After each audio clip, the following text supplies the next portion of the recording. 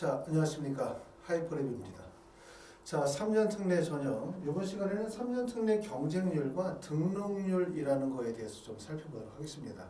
등록률이라는 것은 뭐냐면 3년 특례 전형은 정원 내선발이잖아요. 그러니까 모집 인원은 78명이다.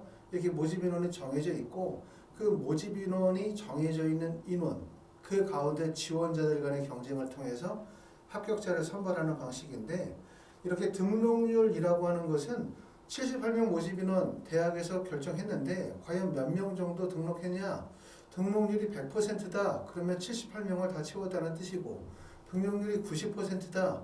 80%다. 그러면 미등록이 발생됐다는 얘기잖아요. 미등록이 발생이 되어지는 이유는 뭘까? 첫 번째는 상위 대학에 연쇄적으로 합격함으로써 이동하는 것, 충원율이 발생이 됐을 때, 아시는 것처럼 이제 3년 특례 전형은 우리가 수시 전형에서 원서 지원의 횟수가 6회이기 때문에 내가 만약에 원서 지원을 해서 고려대학교에 붙었다. 하지만 고려대학교에 붙은 학생이 뭐 연세대학교나 아니면 의학계열에 합격하는 경우에 이동 가능성이 있을 수 있겠죠.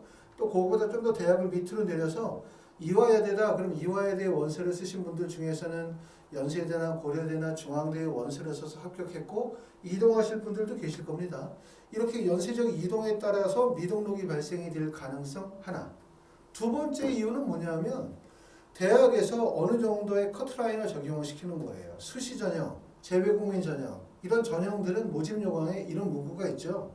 실제 학생이 지원하여 그 다음에 지원자가 많지 않다 하더라도 대학이 요구하는 정도의 학업 능력을 갖추지 못했다고 판단이 되어질 경우에는 선발하지 않을 수도 있다. 이런 규정이 있기 때문에 정원 내선발이다, 78명 모집 인원이다 라고 해서 무조건 다 뽑는다, 이렇게 볼 수는 없어요. 학생들이 대학에서 요구하는 정도의 학업 능력을 갖추지 못하면 선발하지 않을 수도 있다는 점이죠. 여기에 따라서 미등록이 발생이 되는 거. 두 가지죠. 그럼 첫 번째 이유는 충원에 따라서, 연쇄적 이동에 따라서 충원율이 발생하기 때문에, 두 번째는 대학에서 요구하는 정도의 학업 능력을 못 미쳤기 때문에, 세 번째 이유는 바로 뭐냐면 대학에서도 뽑고 싶어 하지만 실제로 학생들이 등록을 하지 않는 경우죠. 등록을 하지 않는 거예요. 일종의 약간 미달이 난다라는 개념의 미등록이 발생이 되어지는 거. 이런 점들이기 때문에 우리가 원서 지원하시게 될 때 많은 분들이 실제 전년도의 경쟁률이 가지고 있는 의미, 그 다음에 전년도에 지원한 대학교의 등록률이 과연 몇 %가 등록률이 나오고 있느냐, 이런 부분들을 잘 주목하시면서 원서 지원을 하셔야 될 것 같습니다. 자, 2024학년도에 3년 특례 전형의 변경사항이 뭐가 있는지 다시 한번 살펴보도록 하고요. 요거는 물론 이제 시행 계획을 바탕으로 삼기 때문에 대략적으로 5월달 정도에 모집 요강이 확정이 되어지면 다소 내용이 추가되거나 변경될 수도 있다는 점 참고하시기 바랍니다. 첫 번째는 3년 특례 전형에서 한림대학교 의예과에서 3년 특례 전형에서 한 명을 선발한다는 점, 희소식이라고 말씀을 드릴 수가 있고, 을지대학교는 전형의 방법이 영어 20%에서 서류 20%로 변경이 되어졌고요. 그 다음에 세 번째 성균관대학교는 의예과를 제외한 나머지 모든 모집 단위에서 면접을 실시하지 않습니다. 약학과 같은 경우도 전년도에는 면접을 실시했는데 올해는 의예과만 면접을 실시하고 나머지 모든 모집 단위는 서류평가 100%로 선발합니다. 우석대학교는 종전에는 시험을 보는 과목이 국어와 생물 이렇게 두 개 과목만 시험을 하는데 올해부터는 국어, 생물, 화학 3개 과목으로 시험이 과목이 늘었어요.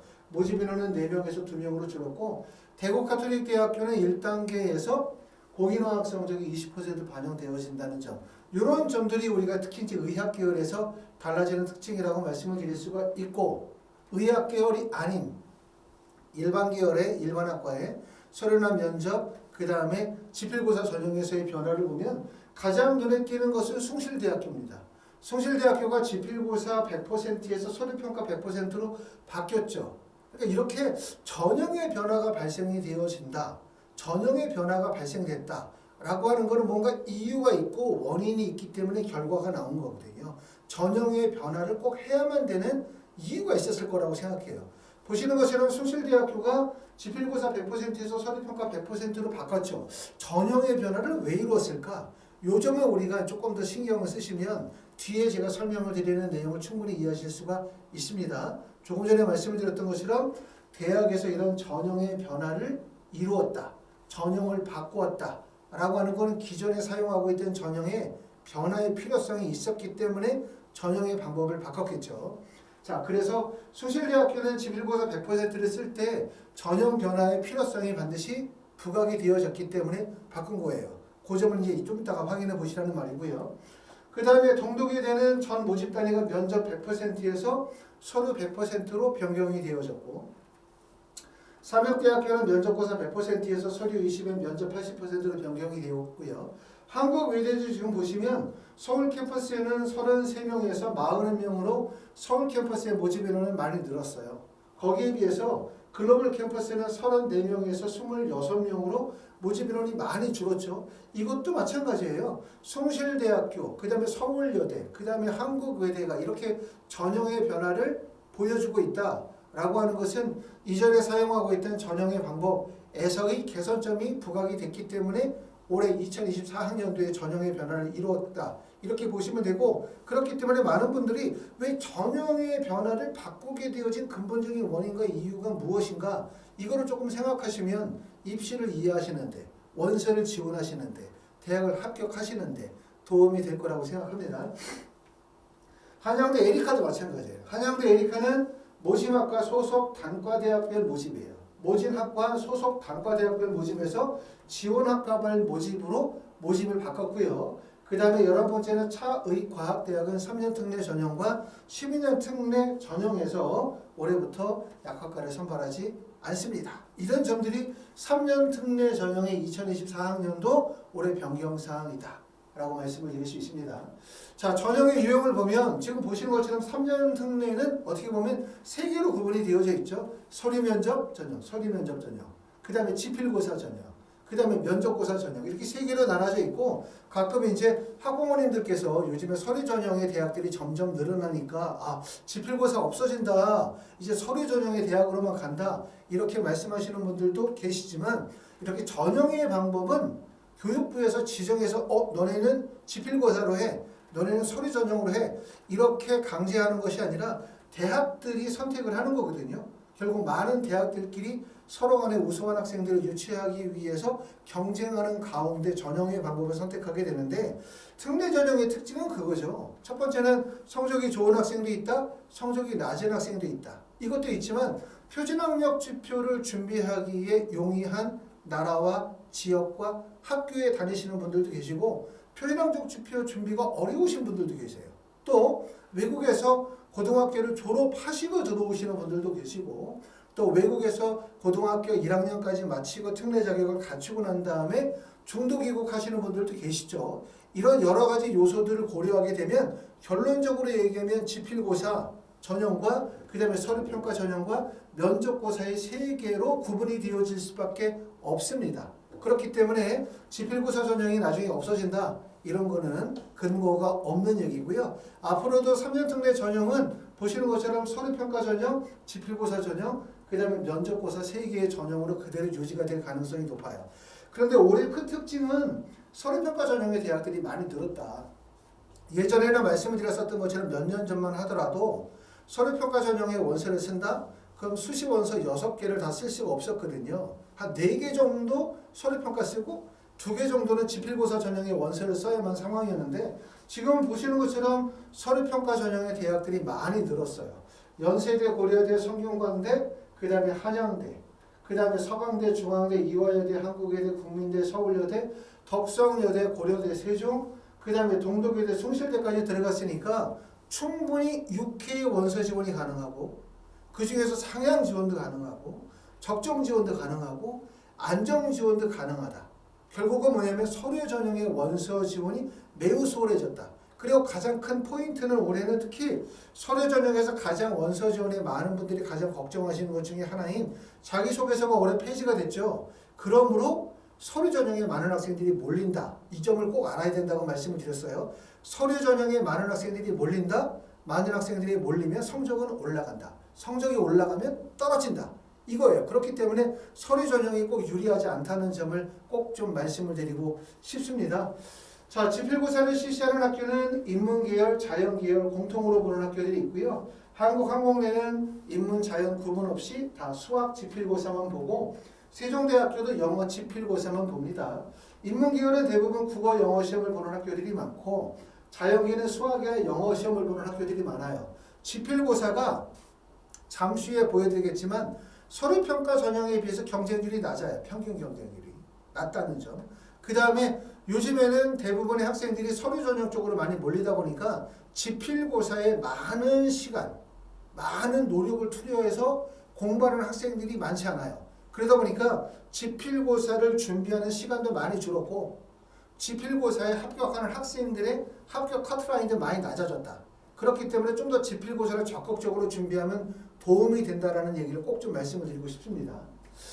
자, 지원 현황을 한번 보도록 하겠습니다. 지금 보시는 것처럼 연세대부터 시작해가지고 동덕여대, 서울여대 정도까지가 서류 전형의 대학들이다 이렇게 말씀을 드리면 서류 전형은 8.15, 9.14, 9.28이기 때문에 경쟁률이 꾸준하게 상승하고 있고 경쟁률이 높죠. 특히 우리가 주목해보는 학교는 이화여대, 한국여대, 국민대 같은 학교를 좀 주목해볼 필요가 있어요. 이 학교들을 주목하는 이유는 이화여대나 한국여대 같은 학교가 지필고사 전형이었다가 2023학년도에 서류 전형으로 바뀌었죠.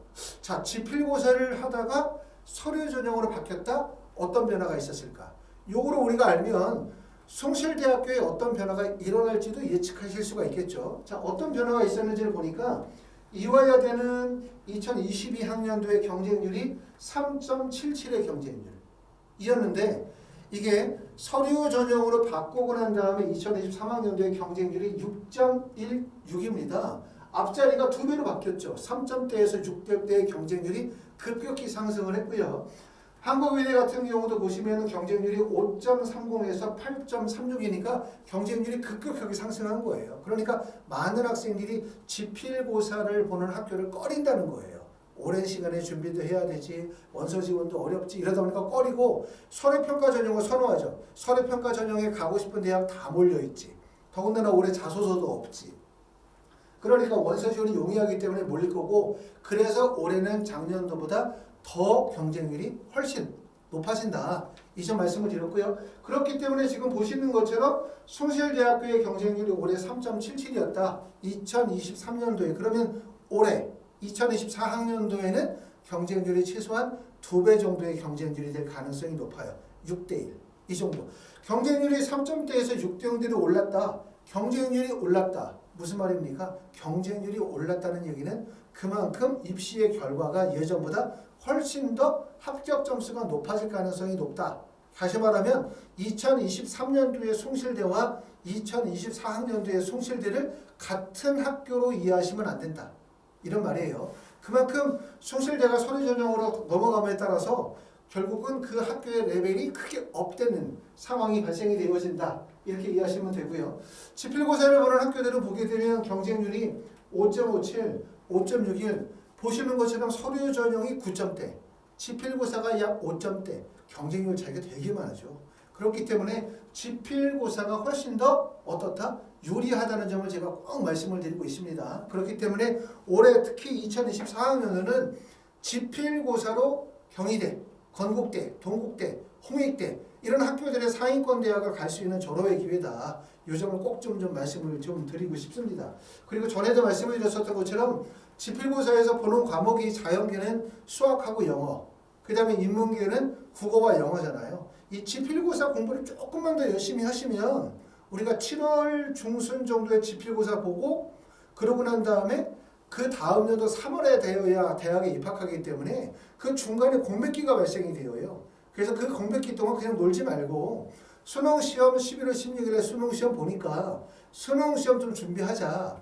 지필고사에서 조금 더 확장을 시켜서 2개 과목을 그냥 가거나 한 개 과목 더 추가해서 3개 과목을 추가하면 수능 최저 학력 기준을 적용시킬 수 있다. 수능 최저 학력 기준을 적용시키게 되어지면 대학이 크게 향상된다. 지필고사를 준비하는 학생이 수능 체제를 충족해서 이화여대나 연세대나 고려대나 또는 의학계열 약대로 갈 수 있는 방법이 있다. 이런 점들도 지난번에 영상에서 설명을 드렸습니다. 자, 특히 등록률을 한번 보십시오. 등록률을 보시게 되어지면 서류 전형과 지필고사 전형이 어떤 차이점이 있는지를 뚜렷하게 아실 수가 있는데 지금 보시면 등록률 2022학년도, 2022년도 등록률입니다. 2023년도 등록률의 입시 결과는 아직 발표가 안 됐기 때문에 아마 등록률 발표는 매년 한 7월 정도에 발표가 나요. 2023년도의 결과는 7월 정도에 나올 것 같고 2022년도의 결과를 보면 연세대 등록률 100%. 그쵸? 그냥 모든 학생이 합격하고 다 등록했다는 얘기예요. 다른 데도 안 가고. 그 다음에 고려대학교 93.3%, 성균관대학교 96.8%, 성균관대학교 98.4%, 서강대학교 96.8%, 한양대학교 등록률 100%, 중앙대 등록률 98.8%, 이화여대 등록률이 98.4%, 경희대 등록률이 98.9%. 그러니까 지금 경희대부터 시작해서 연세대학교까지는 정원내 선발 모집 인원을 거의 다 채운 거예요.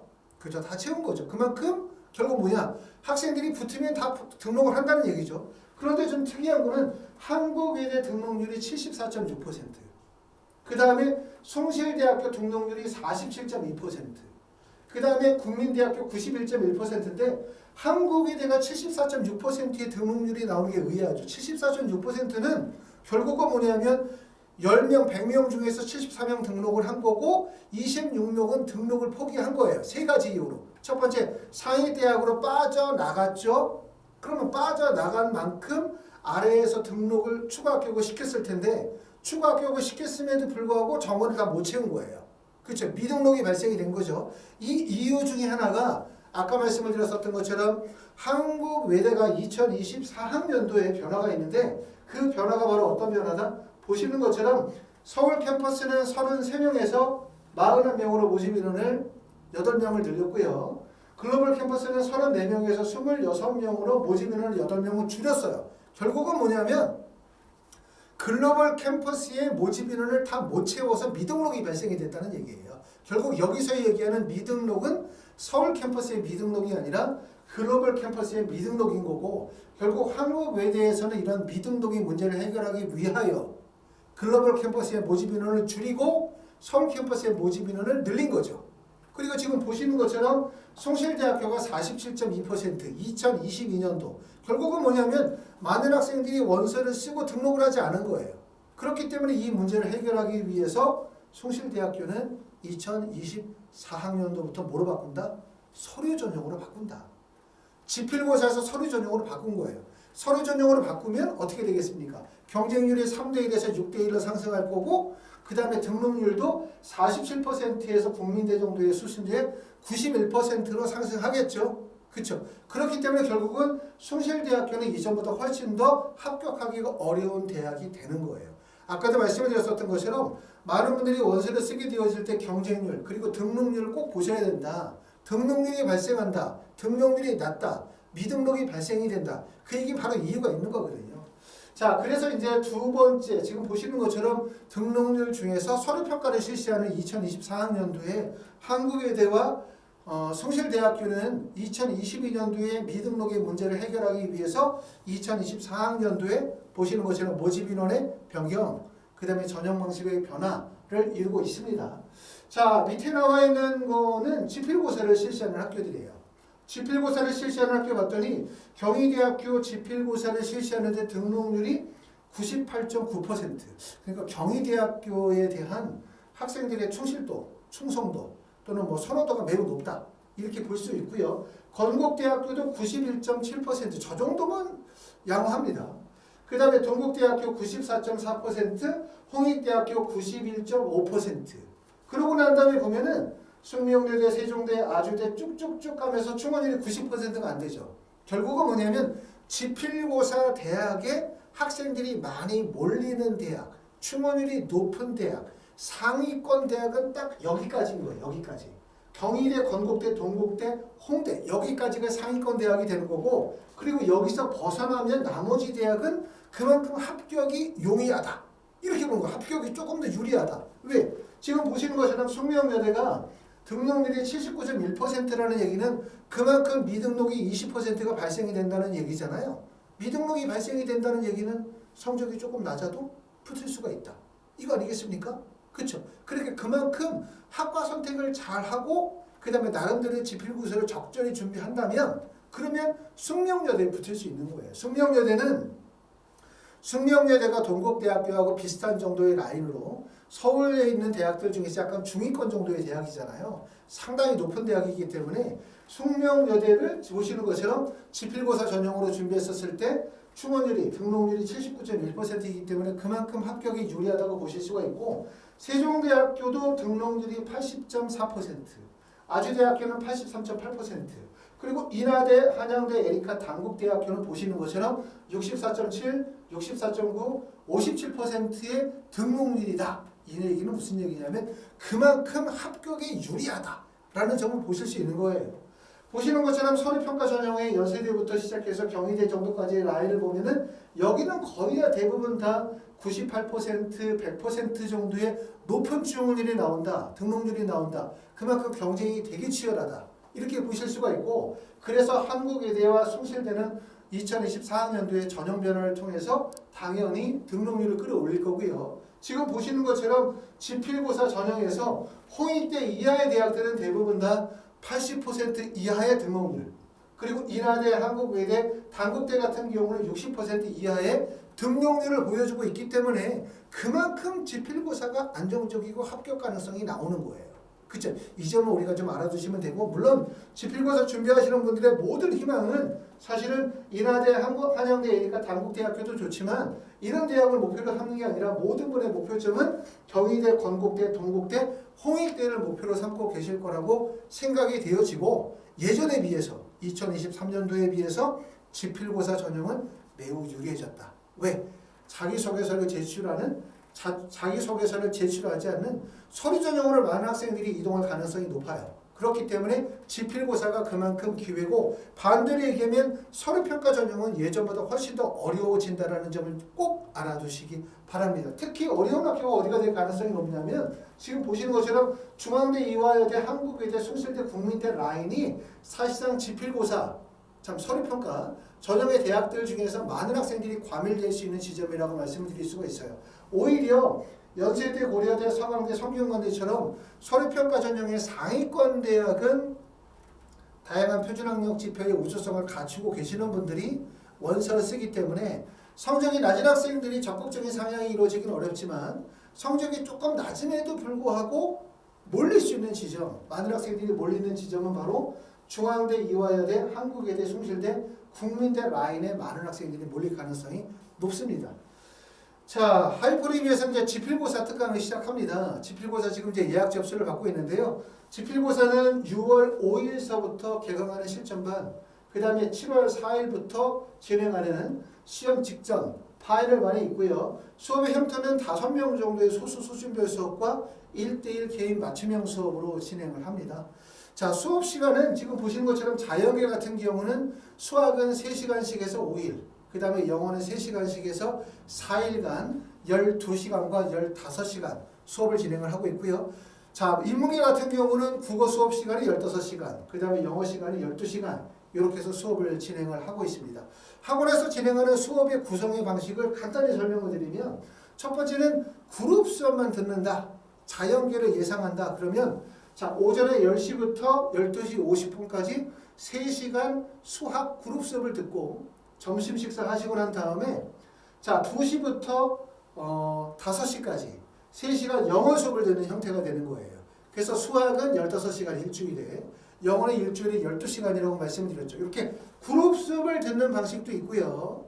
나는 수학은 그룹 수업을 듣고 영어는 1대1 개인 과외식 수업을 듣고 싶다라고 하면 그룹과 개인 과외식을 수업을 들을 수도 있고, 또 반대로 나는 영어는 그룹 수업을 듣고 오전 시간에 낮 시간에 수학을 1대1 맞춤형 수업을 듣고 싶다. 이런 프로그램도 가능해요. 이렇게 말씀을 드리는 이유는 뭐냐면 특례 지필고사가 가지고 있는 참 어려운 점은 뭐냐. 첫 번째, 내가 만약에 건국대 지필고사다라고 하면 학생들마다 건국대 지필고사 반에 수업을 듣는 학생들의 수준이 천차만별, 학생들마다 수준 차이가 매우 크다는 점. 그러다 보니까 학원에서 한 달 반 정도 진행이 되어지는 지필고사 특강 수업 시간에 대부분 그냥 문제풀이밖에 안 돼요. 문제풀이밖에. 기출문제 가지고 풀이 정도밖에 안 되죠. 왜? 자세하게 내려가면 학생들마다 수준 차이가 되게 심하기 때문에. 그래서 하이퍼 리뷰에서는 이 짧은 한 달 반 정도의 시간을 효과적으로 수업을 하기 위해서 어떻게 해야 되냐. 소수 인원 맞춤형 수업을 해야 된다. 그래서 학생이 취약한 과목을 1대1로 또 인원을 줄여서 또 학생에게 필요한 과목들을 선택적으로 수업을 할 수 있도록 이렇게 프로그램을 짜서 운영을 한다. 이런 말씀을 드리고 있는 겁니다. 자, 그렇게 해서 이제 하이퍼 리뷰에서 진행하는 방식은 아까 말씀드렸던 것처럼 한 번에 5명 정도의 그룹 수업과 1대1 개인 수업, 그 다음에 학생 관리 시스템 같이 운영해서 진행을 하고 있고요. 또 만약에 혹시라도 이제 기숙사가 필요하신 분들은 학원 주위에 기숙사 준비가 되어져 있고, 그 다음에 또 학원 내 급식이 제공이 되기 때문에 식사의 문제도 해결이 되고 있습니다. 이와 관해서 이제 궁금하신 분들은 연락 주시면 저희가 이제 카톡으로 연락을 드리면서 입국하시는 날짜, 수업 듣는 날짜 미리 예약을 다 받아서 여러분들이 이제 5월 말 또는 6월 중순, 7월 초에 입국하신다 하더라도 그 일정에 맞게끔 프로그램을 짜서 수업을 진행할 수 있도록 그렇게 준비하고 있습니다. 자, 아까 말씀을 드렸었던 것처럼 우리가 이제 3년 특례 전형에서 꼭 보셔야 되는 게 경쟁률의 변화, 그 다음에 전년도에 2024학년도의 전형의 변화가 뭐가 있는지, 그리고 마지막으로 말씀을 드렸었던 것처럼 2022년도에 등록률을 통해서 실제 서류평가 전형, 그 다음에 지필고사 전형에 어떤 변화가 있는지, 또 지필고사 전형에서 어느 정도 대학부터 합격 가능성이 높은지, 또 원서를 쓸 때 어떤 전략을 세우셔야 되는지 이런 부분들을 우리가 꼭 생각해 보실 필요가 있을 것 같습니다. 여기까지 하이퍼 리뷰였습니다. 감사합니다.